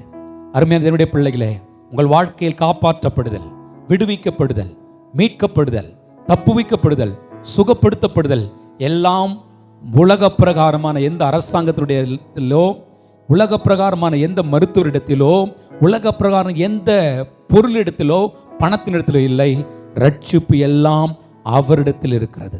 எனவே ரட்சிப்பு என்பது மிகவும் முக்கியத்துவம் வாய்ந்தது. Salvation is most important thing in the world. ரட்சிக்கப்படாவிட்டால் நாம் செத்து போய்விடுவோம், மரித்து போய்விடுவோம், வாழ்க்கை முடிவுக்கு கொண்டு விடும். பரவாயில்லை, நான் செத்து போனால் பரவாயில்லை, என் வாழ்க்கை முடிந்தால் பரவாயில்லை என்றெல்லாம் நீங்கள் பேசிக் கொண்டிருக்கலாம். ஆனால் மரித்த பிறகு அவளோடு நம்முடைய வாழ்க்கை அப்படியே முடிந்து போகிறது இல்லை. மரணத்திற்கு பின்பு ஒரு நிஜமான ஒரு வாழ்க்கை உண்டு என்பதை நீங்கள் மறந்து போக வேண்டாம். After death there is an eternal life, there is an eternal hell. நித்திய வாழ்வு என்று ஒன்று இருக்கிறது, நித்திய ஜீவன் என்று இருக்கிறது, நித்திய மரணம் ஒன்று என்று இருக்கிறது. வேதம் அதை குறித்து சொல்லப்பட்டிருக்கிறது. மரணத்திற்கு பின்பாக ஒரு வாழ்க்கை உண்டு என்று கிறிஸ்தவம் நம்புகிறது. மரணத்திற்கு பின்பதாக ஒரு வாழ்க்கை உண்டு என்று இந்து சகோதரி நம்புகிறார்கள். மரணத்திற்கு பின்பதாக ஒரு வாழ்க்கை உண்டு என்று இஸ்லாமிய சகோதரி நம்புகிறார்கள். எல்லா மதத்தினரும் அதிகபட்சமாக இந்த நம்பிக்கை உடையவர்களாக இருக்கிறார்கள். அது உண்மை. மரணத்திற்கோடு நம்முடைய வாழ்க்கை முடிந்து போவோமானால் நாம் ரட்சிப்பை குறித்து கவலைப்படாமல் இருக்கலாம். ஆனால் மரணத்திற்கு பின்பதாக நித்தியமாய் வாழக்கூடிய ஒரு வாழ்க்கை இருக்கிறது. This life is an introduction to the eternal life. இந்த பூலோகத்தில் நாம் வாழ்ந்து கொண்டிருக்கிற வாழ்க்கை நித்தியத்திற்கான ஒரு அறிமுகமான ஒரு வாழ்க்கை அல்ல. This life is not a conclusion. நாம் பூலோகத்தில் வாழ்ந்து கொண்டிருக்கிற வாழ்க்கை ஒரு முடிவல்ல, இது ஒரு அறிமுகம். மரணத்திற்கு பின்பதாக ஒரு வாழ்க்கை இருக்கிறது. அந்த வாழ்க்கை சொர்க்கலோகத்திலோ, பரலோகத்திலோ அல்லது நரகலோகத்திலோ செலவழிக்க வேண்டியிருக்கும். எனவேதான் ரட்சிப்பு மிகவும் அவசியமாய் இருக்கிறது. இந்த வார்த்தையை கேட்டுக்கொண்டிருக்கிற நீங்கள் ரட்சிக்கப்பட வேண்டியது, காப்பாற்றப்பட வேண்டியது, விடுவிக்கப்பட வேண்டியது, தப்புவிக்கப்பட வேண்டியது, மீட்கப்பட வேண்டியது மிகவும் அவசியமாய் இருக்கிறது. எனவே இந்த வார்த்தையை நீங்கள் உண்மையாய் கவனத்துடன் செவி கொடுத்து பாருங்கள். இந்த வார்த்தையின் முடிவிலே நீங்கள் ரட்சிக்கப்படுவீர்கள், உங்கள் குடும்பம் ரட்சிக்கப்படும், உங்கள் நித்திய வாழ்க்கையானது பாதுகாக்கப்படும் என்பதை நீங்கள் மறந்து போக வேண்டாம். You must be saved. நீங்கள் கட்டாயம் ரட்சிக்கப்பட வேண்டும். ஏதோ கிறிஸ்துவ குடும்பத்தில் பிறந்தவர்களால் நீங்கள் ரட்சிக்கப்பட்டிருக்கிறது என்று உறுதி அல்ல. ஏதோ கிறிஸ்துவ பெயரை வைத்திருக்கிறதினால் நீங்கள் ரட்சிக்கப்பட்டிருக்கிறீர்கள் என்ற அர்த்தம் அல்ல. ஏதோ கோயிலுக்கு நீங்கள் வாரந்தோறும் போய்கொண்டிருக்கிறபடினாலே, வேத வசனத்தை வாசிக்கிறபடினாலே நீங்கள் ரட்சிக்கப்பட்டிருக்கிறீர்கள் என்பது சான்றல்ல. நீங்கள் உண்மையாகவே ரட்சிக்கப்பட வேண்டியது அவசியமாக இருக்கிறது. இயேசு கிறிஸ்துவை உங்கள் வாழ்க்கையிலே சொந்த இரட்சகராக, ஆண்டவராக ஏற்றுக்கொள்ள வேண்டியது அவசியமாக இருக்கிறது. மனம் திரும்ப வேண்டியது அவசியமாக இருக்கிறது. ஒருவேளை நீங்கள் யாராயிருந்தாலும் சரி, இந்த வார்த்தை கேட்கிற நீங்கள் ரட்சிக்கப்பட வேண்டியது அவசியமாக இருக்கிறது. மரணம் மனிதனுக்கு எந்த சூழ்நிலை வரலாம், ஆனால் மரணம் முடிவல்ல. மரணம் ஒரு ஆரம்பமாகத்தான் இருக்க போகிறது. அதற்கு பின்பதாக ஒரு நித்திய வாழ்க்கை இருக்க போகிறது. அதிலிருந்து நீங்கள் மீட்கப்படுவதற்கு, நித்திய அழிவிலிருந்து மீட்கப்பட்டு நித்திய வாழ்விற்கு நேராய் செல்வதற்கு நீங்கள் ரட்சிக்கப்பட வேண்டியது இருக்கிறது. அந்த ரட்சிப்பு தேவனாலே வருகிறது. ஆண்டவர் எதிலிருந்து ரட்சிக்கிறார் என்பதை உங்களுக்கு நான் 3 காரியங்களை சுட்டி காண்பித்து எப்படி யார் ரட்சிக்கப்பட முடியும் என்பதை மிக சுருக்கமாக உங்களுக்கு நான் சுட்டி காண்பிக்க விரும்புகிறேன். ஒன்று, எதிலிருந்து ரட்சிக்கிறார்? He saves us from sin. பாவத்திலிருந்து ரட்சிக்கிறார். இது நமக்கு நன்றாக தெரியும் தானே என்று நீங்கள் யோசிக்கலாம். இல்லை, நான் பேசிக்கொண்டிருக்கிற சத்தியம் மிகவும் மிகவும் அவசியமான ஒரு சத்தியம். பாவத்தோடு கூட வாழ்ந்து கொண்டு அதை ஒரு பொருட்டாக எண்ணாமல் இருக்கலாம். இதில் நான் ஒரு பாவி அல்ல என்ற எண்ணத்தோடு கூட நீங்கள் வாழ்ந்து கொண்டிருக்கலாம். சங்கீதம் 51:14 நீங்கள் வாசிக்கும் பொழுது, சங்கீதம் 51:4 போன்ற பகுதியிலே வாசிக்கும் பொழுது, தேவரீர் ஒருவருக்கே விரோதமாக நான் பாவம் செய்து உமது கண்களுக்கு முன்பதாக பொல்லாப்பானதை நடப்பித்தேன். I committed sin. நான் பாவம் செய்தேன் என்று இந்த இடத்திலே தாவீது அவன் அழுது புலம்புகிறதை, தாவீது பாவத்திலிருந்து விடுவிக்கப்படுவதற்காக, மன்னிக்கப்படுவதற்காக, மீட்கப்படுவதற்காக, பாவத்தின் தண்டனையிலிருந்து தப்புவிக்கப்படுவதற்காக தேவனை நோக்கி கூப்பிடுகிறார். தேவனே, நான் பாவம் செய்து விட்டேன், என் அக்கிரமங்கள் எனக்கு முன்பதாக இருக்கிறது, என் பாவங்கள் என்னை வாதித்துக் கொண்டிருக்கிறது, நான் உம்முடைய சட்ட திட்டங்களை நான் மீறி இருக்கிறேன். சங்கீதம் 51 அவன் பத்சேபாள் இடத்திலே பாவம் செய்த பின்பதாக அந்த சங்கீதத்தை எழுதுகிறதை பார்க்கிறோம். அவன் ஒரு அரசனாய் இருந்தான், அவன் ராஜாவாய் இருந்தான், அதிகாரம் அவனுடைய கரத்தில் இருந்தது. தான் செய்த பாவத்தை மக்களுக்கு முன்பதாக மூடி மறைத்திருக்க முடியும், ஒருவரும் கேள்வி கூட கேட்க முடியாமல் அதை தடுத்தாற்றிருக்க முடிந்திருக்க முடியும். முழுவதுமாக முற்றிலுமாக மறைத்திருக்கலாம். ஆனால் அவன் செய்த பாவம் எப்பொழுது அவன் கண்களுக்கு முன்பதாக நின்று கொண்டே இருந்தது. எனவேதான் பாவத்திலிருந்து மீட்கப்பட வேண்டும் என்பதற்காக அவன் கர்த்தருடைய சமூகத்தில் அமர்ந்திருந்து அழுது புலம்பி இந்த மீண்ட சங்கீதத்தை அவன் எழுதுகிறதை பார்க்கிறோம். தேவரீர் ஒருவருக்கே விரோதமாக பாவம் செய்தேன். ஒருவேளை உங்கள் தாய் தகப்பனை நீங்கள் அலட்சியப்படுத்திக் கொண்டிருக்கலாம், திருச்சபையை நீங்கள் அலட்சியப்படுத்திக் கொண்டிருக்கலாம், மற்றவர்களுக்கு விரோதமாக பேசிக் கொண்டிருக்கலாம், குடும்பத்தில் கீழ்ப்படியாத பிள்ளையாய் வாழ்ந்து கொண்டிருக்கலாம். நீங்கள் ஏதோ ஒரு தனிப்பட்ட நபருக்கு விரோதமாக பாவம் செய்யவில்லை. தேவரீர் ஒருவருக்கே ஒருவருக்கு விரோதமாக பாவம் செய்திருக்கிறேன். பல தவறான தொடர்புகளோடு கூட வாழ்ந்து கொண்டிருக்கலாம், கள்ள தொடர்புகள் இருக்கலாம், பல பெற்றோருக்கு தெரியாமல், போதர்களுக்கு தெரியாமல், அநேகருக்கு மறைத்துக் கொண்டு அநேக தவறுகளை செய்து கொண்டிருக்கலாம். The Lord is watching over you. You are committing sin. நீங்கள் பாவத்தை செய்து கொண்டிருக்கிறீர்கள். You ought to be saved. You ought to be free. You must get salvation in your life. இன்றைக்கு ஒருவேளை பாவத்தை அலட்சியப்படுத்திக் கொண்டு பாவத்தை தண்ணீராய் பருகிக் கொண்டிருப்பானால் பாவத்தின் சம்பளத்தை நீங்கள் அறிந்து கொள்ள வேண்டும். பாவத்தின் சம்பளம் மரணம் என்று வேதம் சொல்லுகிறது. பாவம் செய்கிற ஆத்துமா சாகும் என்று வேதம் சொல்லுகிறது. பாவம் நம்முடைய சந்தோஷத்தை எடுத்து விடுகிறது. பாவம் நம்முடைய வாழ்க்கையில வெறுமையை கொண்டு விடுகிறது.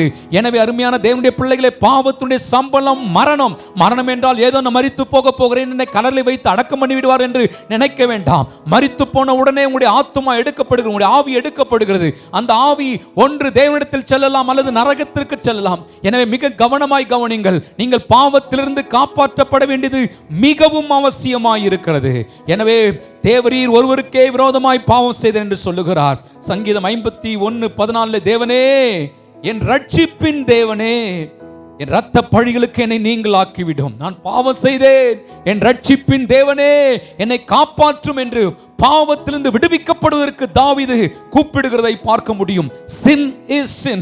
It's not small sin or big sin. பெரிய பாவம் சின்ன பாவம் அதுதான் பாவம், இதெல்லாம் பாவம் இல்லை நினைக்கலாம். பொய் சொன்னால் கூட பாவம் தான். அருமையான தேவனுடைய பிள்ளைகளே, நீங்கள் இந்த வார்த்தையை கவனமாய் கேளுங்கள். நீங்கள் ஏராளமாய் பொய்களை பேசிக் கொண்டிருப்பீர்களானால், பெற்றோருக்கு மறைத்துக் கொண்டிருப்பீர்களானால், பலவிதமான தப்பிதமான காரியம் நடப்பிக் கொண்டிருப்பீர்களானால் அது பாவம். நீங்கள் தேவனுக்கு விரோதமாக செய்கிறீர்கள் என்பதை மறந்துவிட வேண்டாம். Every sin has its own consequences. ஒவ்வொரு பாவத்திற்கும் அதனுடைய தண்டனை உண்டு, அதற்கான விளைவுகள் உண்டு.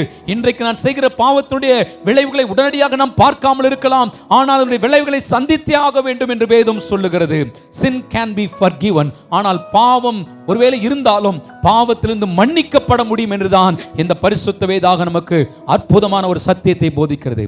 You may have committed a great sin before your own sight, before your parents, before the nation, before God. தேவனுக்கு முன்பாக பெரிய பாவம் செஞ்சிருக்கலாம். That the truth says you can be forgiven.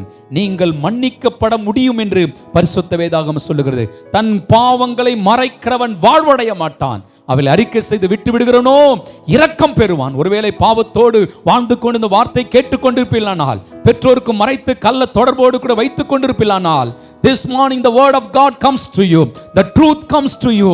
If you commit your sins, if you confess your sins and renounce your sins, பாவத்தை அறிக்கை செய்து விட்டுவிட்டால் பாவங்களை மன்னித்து ரட்சிப்பதற்கு அவர் வல்லவராய் இருக்கிறார். ஆனால் பாவத்திலே உழன்று கொண்டிருப்பதனால் நாம் தப்புவிக்கப்பட முடியாது என்பதை நாம் மறந்து போக வேண்டாம். இங்கிலாந்து தேசத்திலே பார்க்கும் பொழுது ஒரு மனிதன், ஒரு கணவன் தன்னுடைய சொந்த மனைவியை அவன் கொலை செய்து விட்டான். அவனுக்கு 2 பேருக்கு ஏற்பட்ட பிரச்சனையிலே அவளை கொலை செய்து விட்டான். கொலை செய்து விட்ட உடனே இது பிரச்சனை போகிறது. தனக்கென்று ஒரு வழக்கறிஞரை ஏற்படுத்தி விட்டான். தான் பாவம் செய்யவில்லை, தான் கொலை செய்யவில்லை என்பதை நிரூபிப்பதற்காக அவருக்கு மிகப்பெரிய சிறந்த ஒரு வழக்கறிஞரை வைத்து பணம் கொடுத்து அநேக ஆதாரங்களை திரட்டி இவன் கொலை செய்யவில்லை என்பதை அவன் வழக்காடி அவனுக்கு தீர்ப்பு வருகிற ஒரு குறிப்பிட்ட நாள் வந்தது.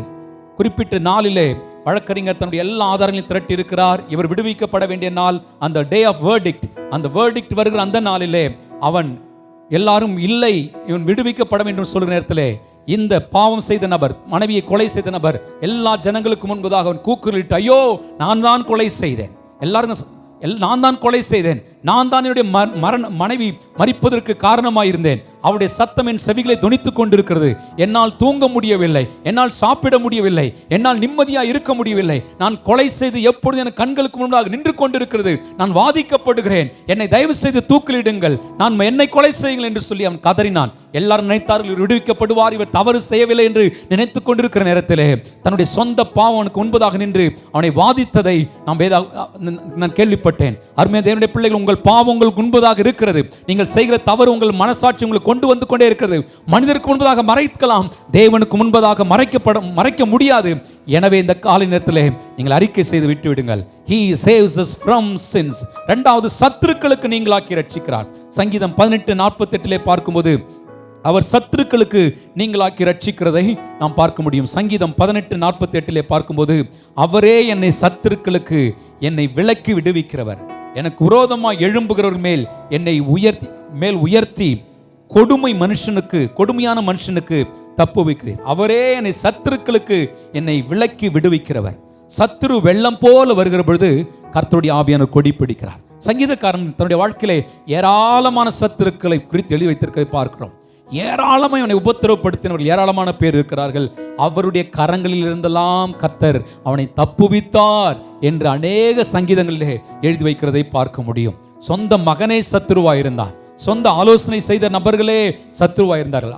தனக்கு அநேக உதவி செய்த நபர்கள் எல்லாம், கூட இருந்து அப்பம் புசித்தவர்கள் எல்லாம் சத்ருவாய் மாறினதை எழுதி வைத்திருக்கிறதை பார்க்க முடியும். சவுல் ராஜாவாக இருந்த நாட்களே இசை வாசித்து உதவி செய்வதற்காக போகும்போது சவுல் ராஜாவும் சத்ருவாய் இருந்தான். ஆனால் இப்பேற்பட்ட நேரங்கள் எல்லாம் தேவனை நோக்கி அவன் அபயமிட்ட பொழுது, தேவனை நோக்கி கூப்பிட்ட பொழுது எல்லா சத்துருக்களுக்கும் அவனை நீங்களாக்கி ரட்சித்தார். You shall be saved from all your enemies, for all your accusers. எல்லா நபரிடத்திலிருந்து நீங்கள் தப்புவிக்கப்பட முடியும். ஒருவேளை இன்றைக்கு உலக பிரகாரமான சத்துருக்கள் இல்லாமல் இருக்கலாம், ஆனால் சத்துருவாகிய பிசாசானவன் எவனை விழுங்கலாமோ என்று கெர்ச்சிக்கிற சிங்கம் போல உங்கள் வாழ்க்கையை தேடி வந்திருக்கலாம். சரீரத்தில் பலவீனத்தை கொடுத்து, நோயை கொடுத்து, மரண பயத்தை கொடுத்து உங்களை வாதித்துக் கொண்டிருக்கலாம். பொருளாதாரத்தில் இழப்பை கொடுத்து உங்களை சத்துரு உங்கள் வாழ்க்கைக்கு விரோதமாக போராடி கொண்டிருக்கலாம். உங்கள் மனதிலே பலவிதமான அழுத்தங்களை கொடுத்து, மன உளைச்சல் நிமித்தமாக, குடும்பத்தில் இருக்கிற சூழ்நிலை நிமித்தமாக உங்களை சத்துருவானவன் வாதித்துக் கொண்டிருக்கிறான். பிசாசானவன் எவனை விழுங்கலாமோ என்று கெர்ச்சிக்கிற சிங்கம் போல வகை தேடிக் கொண்டிருக்கிறான் என்று வேதம் சொல்லுகிறது. ஆனால் சிலுவையிலே ஆண்டவராகிய இயேசு கிறிஸ்து சத்துருவை ஜெயித்திருக்கிறார். சத்ருவின் தலையை நசுக்கி இருக்கிறபடினாலே உங்களையும் என்னையும் சத்ருவின் பிடியிலிருந்து விடுவிப்பதற்கு அவர் போதுமானவராய் இருக்கிறார். பிசாசின் பிடியிலிருந்து உங்களை விடுவிப்பதற்கு அவர் போதுமானவராய் இருக்கிறார். மூன்றாவதாக, பாழாக்கும் கொள்ளை நோய்க்கு அவர் தப்புவிப்பேன் என்று சொல்லி இருக்கிறார். சங்கீதம் 91:3 பார்க்கும்போது அவர் பாழாக்கும் கொள்ளை நோய்க்கு அவர் தப்புவிப்பார். சங்கீதம் 91:3 சொல்கிறது, அவர் உன்னை வேடனுடைய கண்ணிக்கும் பாழாக்கும் கொள்ளை நோய்க்கும் தப்புவிப்பார். இன்றைக்கு நம்முடைய தேசத்தில் கொள்ளை நோய்கள் பரவி கொண்டிருக்கிற நேரத்தில் ஒருவேளை நீங்கள் இந்த கொரோனால பாதிக்கப்பட்டு கூட இந்த வார்த்தையை கேட்டுக்கொண்டிருக்கலாம். ஒருவேளை இதுவரை பாதிக்கப்படாமல் இருக்கலாம். கர்த்தர் உங்களை தப்புவிப்பதற்கு அவர் வல்லவராயிருக்கிறார். You shall be delivered from all the pandemic situation. இந்த பாழாக்கும் கொள்ளை நோயிலிருந்து கர்த்தர் உங்கள் குடும்பத்தை தப்புவிப்பதற்கு அவர் போதுமானவராய் இருக்கிறார். சங்கீதம் 91:11 சொல்லுகிறது, உன் வழிகள் எல்லாம் உன்னை காக்கும்படிக்கு தம்முடைய தூதர்களுக்கு அவர் கட்டளையிடுகிறாராம். உன் வழிகள் எல்லாம் உன்னை காக்கும்படிக்கு தம்முடைய தூதர்களுக்கு அவர் கட்டளையிடுகிறார். என்னை கேட்டுக்கொண்டிருக்க அருமையான தேவனுடைய பிள்ளைகளே, பாழாக்கும் கொள்ளை நோய்க்கு அவர் தப்புவிக்கிறார். பாழாக்கும் கொள்ளை நோய்க்கு ஆண்டவர் நிச்சயமாகவே நம்மை தப்புவிப்பதற்கு அவர் போதுமானவராய் இருக்கிறார். எனவே முதலாவதாக நான் சொன்னேன், பாவத்திலிருந்து தப்புவிக்க போகிறார். இரண்டாவது, பிசாசின் பிடியிலிருந்து தப்புவிக்க போகிறார். மூன்றாவதாக, பாழாக்கும் கொள்ளை நோய், இந்த கொடூரமான கொரோனாவின் பிடியிலிருந்து உங்களையும் உங்கள் குடும்பத்தையும் அவர் தப்புவிப்பார் என்று வேதம் சொல்லுகிறது. நான் யாரை விடுவிப்பார் என்பதை 2 நிமிஷத்திலே நான் சொல்லி நான் முடிக்க விரும்புகிறேன். யாரை விடுவிப்பார்? Who can be delivered? Who can be saved? Who can be redeemed? யார் விடுவிக்கப்பட முடியும் என்பதை நான் உங்களுக்கு சொல்ல விரும்புகிறேன். முதலாவதாக, தன் வழியை செவ்வைப்படுத்துகிறவனுக்கு தேவனுடைய ரட்சிப்பை வெளிப்படுத்துவேன். தன் வழியை செவ்வைப்படுத்துகிறவனுக்கு, ஒருவேளை நீங்கள் போய்கொண்டிருக்கிற வழி தவறாயிருக்கலாம், நீங்கள் போய்கொண்டிருக்கிற வழி தேவனுக்கு விரோதமான வழியாயிருக்கலாம், துன்மார்க்கரின் வழியாயிருக்கலாம், பாவிகளின் வழியாயிருக்கலாம், அநீதித்தின் வழியாயிருக்கலாம். சங்கீதம் 50:3 சொல்லுகிறது, தன் வழியை செவ்வைப்படுத்துகிறவனுக்கு என் ரட்சிப்பை காண்பிப்பேன். யோதாம் தன் வழிகளை சீர்படுத்தினபடினாலே அவன் தன்னுடைய வாழ்க்கையில் பலப்பட்டான் என்று வேதம் சொல்லுகிறது. நீங்கள் விடுவிக்கப்பட வேண்டுமானால் நீங்கள் சென்று கொண்டிருக்கிற வழியை நீங்கள் பாருங்கள். அது வேத வசனத்தோடு கூட இருக்கிறதா என்பதை நீங்கள் ஆராய்ந்து பாருங்கள். நீங்கள் உங்கள் வாழ்க்கையை வசனத்திற்கு ஏற்றாற் போல வழியை நீங்கள் செவ்வைப்படுத்துவீர்களானால், நான் உங்களுக்கு சொல்லுகிறேன், வசனம் சொல்லுகிறது, உங்களுக்கு தேவன் தம்முடைய ரட்சிப்பை அவர் காண்பிப்பார். இரண்டாவதாக யாரை ரட்சிக்க போகிறார்?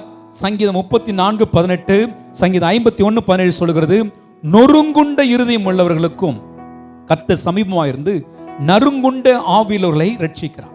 ஐயோ, நான் பாவம் செய்து விட்டேன், ஐயோ என் ஆத்மாவிலே சமாதானம் இல்லை, என் இருதயத்தில் ஆண்டவர் இல்லை, நான் மிகவும் நொறுக்கப்பட்டு நான் பாவம் செய்திருக்கிறேன் என்ற ஒரு உணர்வு. நொறுங்குண்ட இருதயம் உள்ளவர்கள், நறுங்குண்ட ஆவியுள்ளவர்கள், ஆண்டவர் அப்பேற்பட்டவர்களை நான் ரட்சிப்பேன் என்று அவர் சொல்லியிருக்கிறார். நறுங்குண்டமான இருதயத்தை நீர் புறக்கணீர் என்று வேதத்திலே சொல்லியிருக்கிறது பார்க்கிறோம். ஒருவேளை நீங்கள் உடைந்த உள்ளத்தோடு ஆண்டவருடைய சமூகத்தில் வந்து கூப்பிடுவீர்களானால் நிச்சயமாகவே நீங்கள் விடுவிக்கப்படுவீர்கள். மூன்றாவதாக யாரை கர்த்தர் விடுவிப்பார்? சங்கீதம் 91:14 முதல் 16 வசனத்திலே, தேவன் மீது வாஞ்சையும் அவருடைய நாமத்தை அறிந்திருக்கும் பொழுதும் அவர் நம்மை விடுவிப்பார்.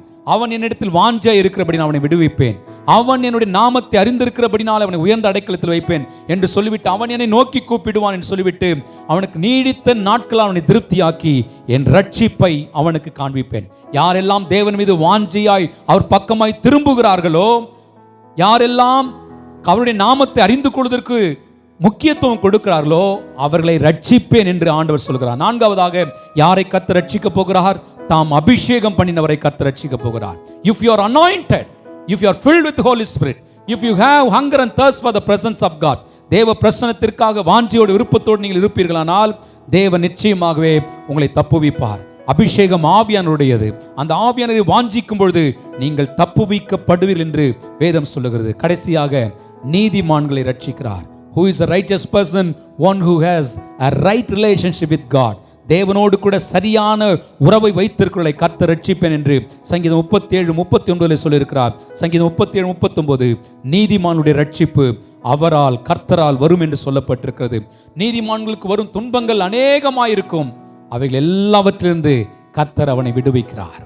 இன்றைக்கு சங்கீதக்காரன் எழுதி வைத்திருக்கிறார், salvation belongs to God. இன்றைக்கு நீங்கள் எதிலிருந்தும் விடுவிக்கப்பட முடியும்.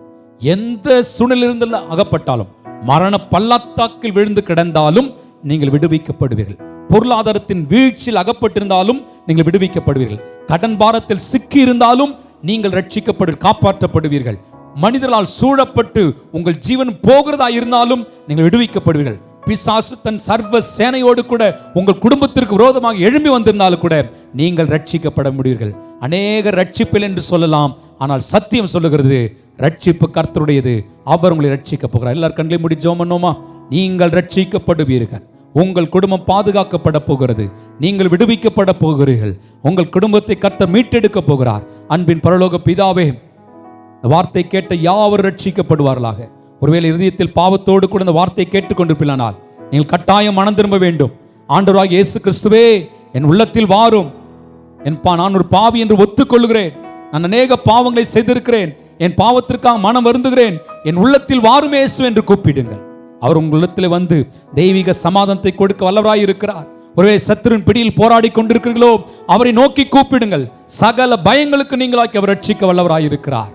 ஒருவேளை இந்த கொரோனாவில் பாதிக்கப்பட்டிருக்கலாம், பாழாக்கும் கொள்ளை நோயில பாதிக்கப்பட்டிருக்கலாம், கூப்பிடுங்கள். இப்போ உங்களுக்காக நான் அடியேன் ஜெபிக்கிறேன். அன்பின் தகப்பன், இந்த வார்த்தையை கேட்ட யாவரையும் பாவத்திலிருந்து ரட்சிப்பீராக, சத்ருவின் பிடியிலிருந்து ரட்சிப்பீராக, பாழாக்கும் கொள்ளையிலிருந்து ரட்சித்து விடுவித்து மீண்டும் ஜீவனை கர்த்தர் கொடுத்து வாழ வைக்கும்படியா நான் ஜெபிக்கிறேன். இந்த வார்த்தையுடைய பிள்ளையுடைய வாழ்க்கையிலே தொடர்ந்து தொனித்துக் கொண்டே இருப்பதாக இயேசுவின் நாமத்தில் ஜெபிக்கிறேன் நல்ல பிதாவே, ஆமென்.